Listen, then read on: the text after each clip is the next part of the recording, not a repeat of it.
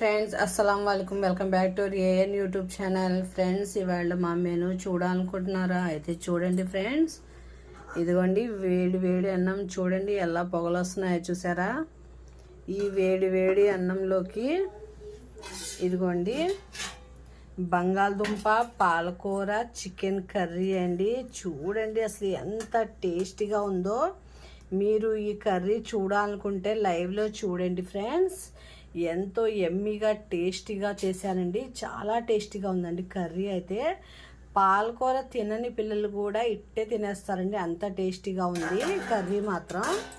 ఈ కర్రీలోకి కలుపుకోవడానికి ఏదో ఒకటి కావాలి కదా. ఇదిగోండి గోంగూర చేశాను చూసారా.